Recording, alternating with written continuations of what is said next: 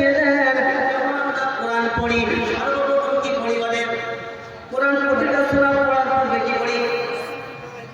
বিসমিল্লাহ পড়ার আগে কি বলি তাও পড়ি কি পড়ি না আউযু বিল্লাহি মিনাশ শাইতানির রাজিম কেন পড়ি বলেন ঘুমানোর দোয়া পড়ার আগে কি বলেন আপনি কিন্তু প্রতিটা কাজে আছে প্রতিটা কাজ শুরু করার পরে বিসমিল্লাহ পড়তে হয় কিন্তু কোরআন পড়ার পূর্বে কেন আউযু বিল্লাহ পড়তে হয় শয়তান কখনোই চায় না বান্দা সম্পর্ক কোরআনের সাথে হোক শয়তান কখনোই চায় না ওই শয়তান থেকে বাঁচার জন্য আল্লাহর কাছে সাহায্য চাই হ্যাঁ না বাপি সোনারা নওজোয়ান তরুণেরা মাদ্রাসার ছাত্ররা যখন মাদ্রাসায় কোরআন শরীফ তেলাওয়াত করে রব্বুল জালাল আসমানের রহমতের দরজা গ্রামবাসীর জন্য খুলে দেয় রিজিকের দরজা আল্লাহ পাক খুলে দেয় যখন কোরআন শরীফের বরকতে আল্লাহ পাক রহমতের দরজা রিজিকের দরজা খুলে দেয় এখানে মাদ্রাসা থেকে আল্লাহ পাক ওই গ্রামবাসীদেরকে হেফাজত করে নেয় বলেন আল্লাহুম্মা আমিন আল্লাহুম্মা আমিন মাদ্রাসা এই কমিটি সাহেবান ভাইরা এই গ্রামের অক্লান্ত পরিশ্রম তাদের অনেক প্রচেষ্টায় একটা মাদ্রাসা তারা কায়েম করেছে গভীর ঘর এই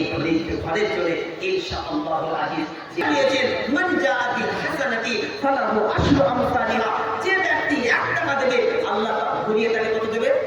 কত দেবে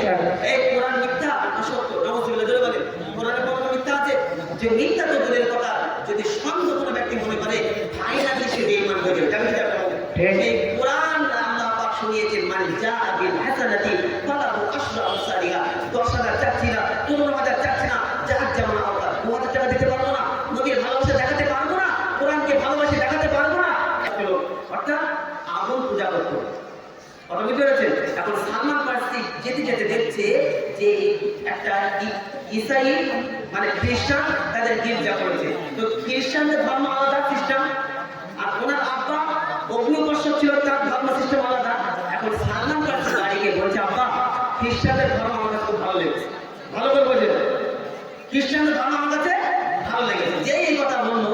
তখন সালমান ফার্সি আব্বা হচ্ছে দেখছি ব্যাটা তো অন্য জায়গায় পৌঁছে গেছে কি সমস্যা সঙ্গে সঙ্গে সালমান ফার্সি রাদিয়াল্লাহু তাআলাকে তখন ইসলাম ধর্ম গ্রহণ করেনি শিকলবন্দি করলো শিকলবন্দি করে তাকে এক জায়গায় রেখে দিল ভালো শোনেন এখন সালমান ফার্সির যেটা একটা চেতনা ছিল যে সত্য আমাকে বার করতেই হবে কোনটা সত্য ধর্ম জানবো তো হঠাৎ করে সালমান ফার্সিকে জানানো হলো একজন ইসাই পাদ্রী আছে সে সব কিছু সব থেকে শ্রেষ্ঠ ধর্ম সম্পর্কে জানে